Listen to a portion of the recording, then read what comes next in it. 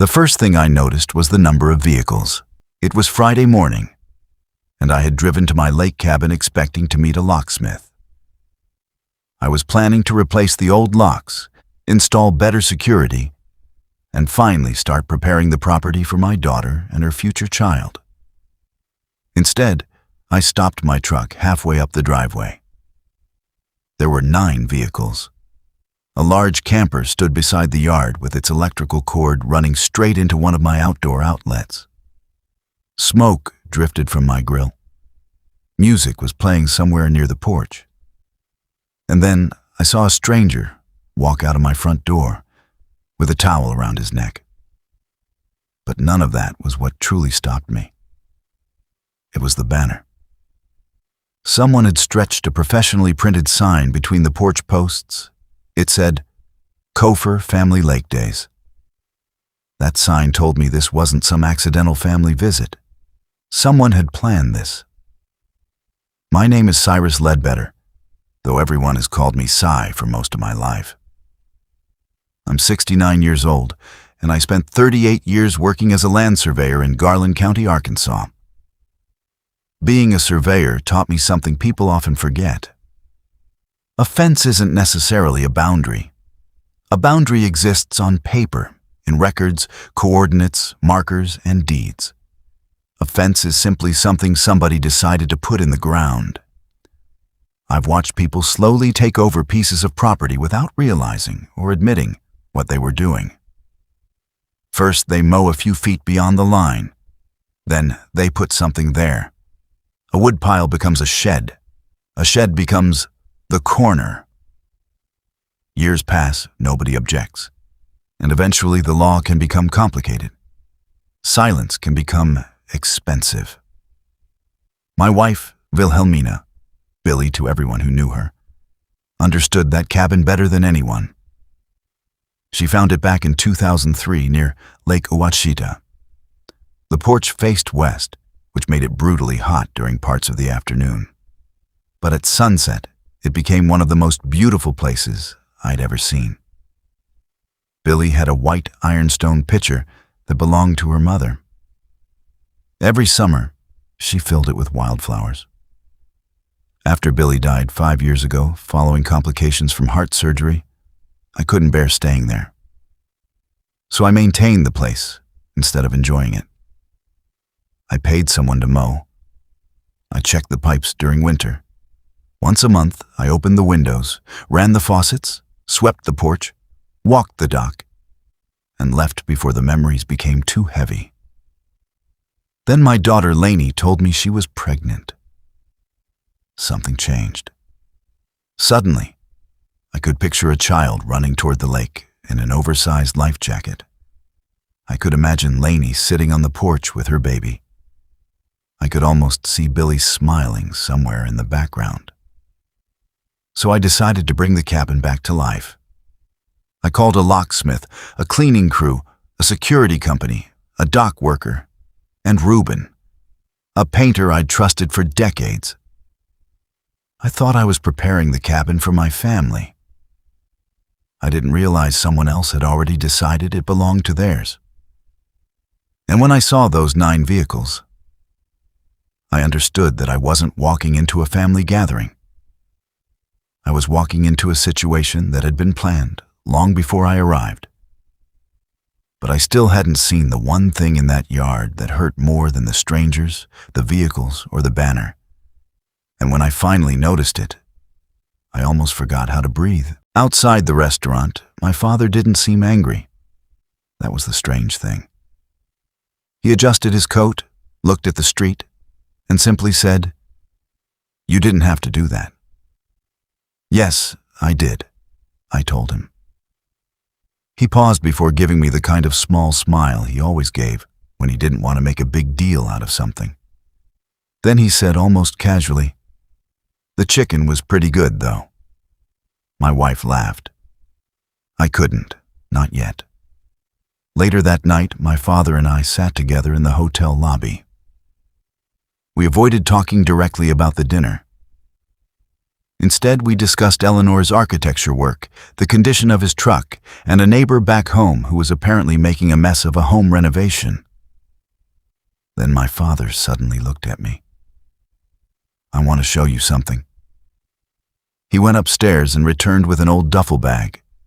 From inside, he pulled out a thick manila folder. I had never seen it before. He placed it on the table. "I haven't told you everything about my business," he said. That sentence alone caught me completely off guard. My father began explaining.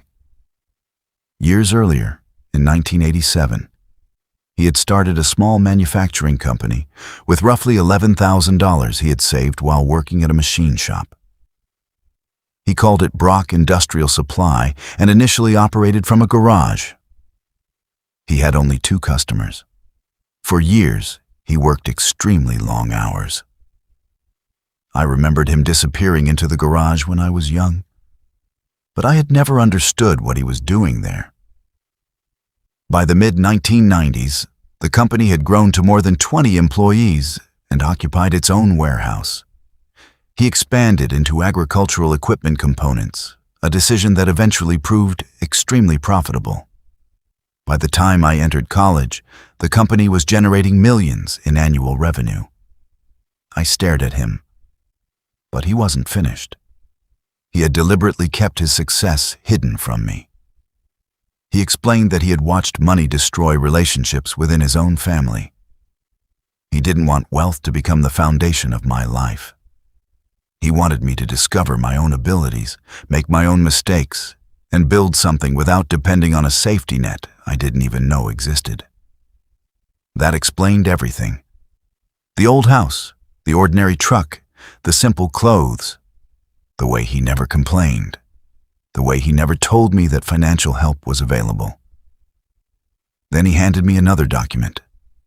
In 2019, he had sold the company. I looked at the final figure. $43 million. I read it again because my mind refused to accept it. My father, the man who had been silently judged at dinner, had built a company worth tens of millions, and he had never needed anyone to know. I asked him why he was telling me now. He looked at me and said that the people at dinner could think whatever they wanted. Their opinions didn't change who he was.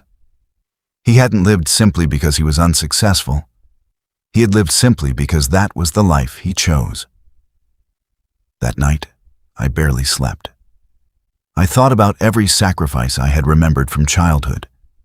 The school trips I missed, the clothes I didn't have, the student loans I carried after college. Then I realized something painful. My father hadn't failed to give me more. He had intentionally refused to make my life dependent on his wealth. The next morning, Eleanor called. She had spent the night thinking about what happened.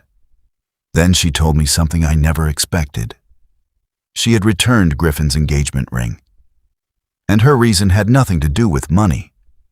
She said she had watched how Griffin's family treated my father and realized that she didn't want to spend her future surrounded by people who measured someone's value by appearances. But there was still one final conversation waiting for me. And when my father prepared to leave Philadelphia, he gave me one last piece of advice. One sentence that made me understand why he had hidden his fortune from me for all those years. Identification was checked. License plates were recorded. Dwayne and Charlene were formally warned away from the property. Then we went inside. That was when the situation became much worse. There was luggage in my bedroom. Someone had been sleeping in my bed. Food had been stocked in my refrigerator. My pantry had been used. And in the smaller bedroom was a portable crib. Then I found a printed schedule. Thursday, arrival. Friday, lake day. Saturday, cookout. Sunday, brunch. Monday, checkout. The bedrooms had names assigned to them. They had planned their stay as if my cabin were a rental property. They were gone before the afternoon ended. The locks were changed. Security cameras were installed. And I took Billy's picture home with me. That evening, I called Lainey. I asked whether she or Boone had given Dwayne the gate code. She sounded genuinely confused. Then Boone admitted it. He had given his father the code months earlier so Dwayne could check the dock after an ice storm. He had simply forgotten that his father still had access. My daughter went silent. I told Boone what had happened.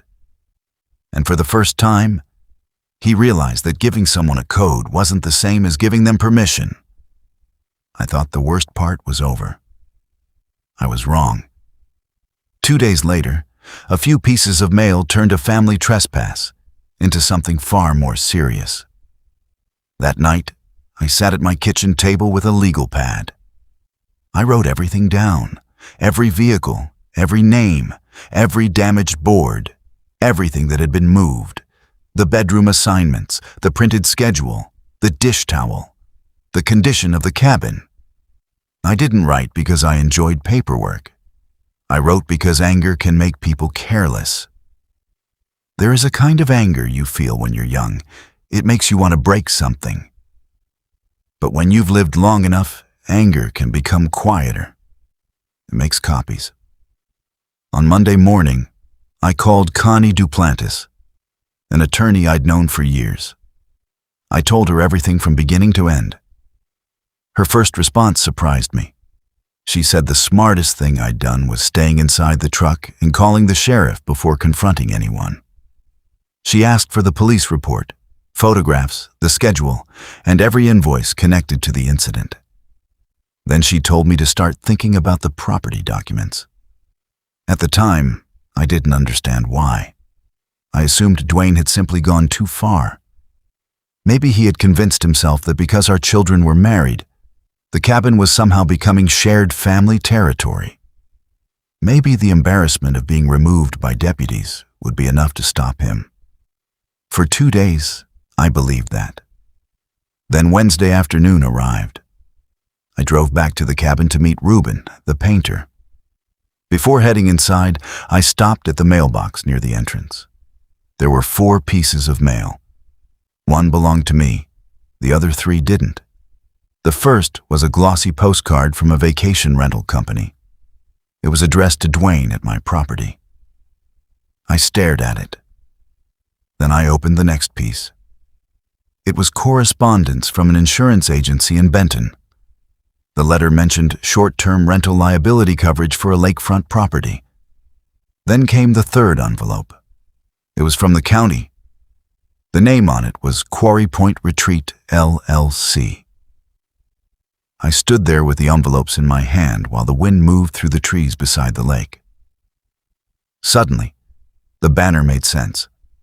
The camper made sense. The printed schedule made sense. The assigned bedrooms made sense. This wasn't just a weekend gathering. Someone had apparently been preparing to use my cabin as a business. I immediately sent everything to Connie. She called me back before I had even reached the county road. Her instructions were simple. Don't throw anything away. Don't call Dwayne. And most importantly, don't call Lainey yet. That last instruction was difficult. I asked why. She didn't answer immediately. I could hear the seriousness in her voice. At that moment, I realized something I hadn't considered before. The cabin wasn't merely a building. It was an asset with a history, a legal identity, and records attached to it.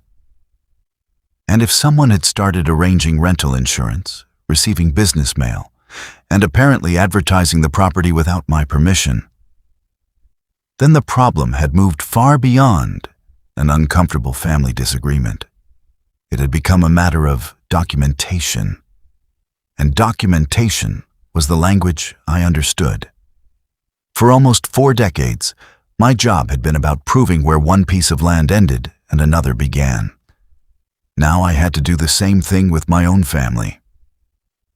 I thought about Billy. I thought about the porch. I thought about that white pitcher sitting safely beside me. And I realized the real fight wasn't going to be about who got to spend a weekend at the lake.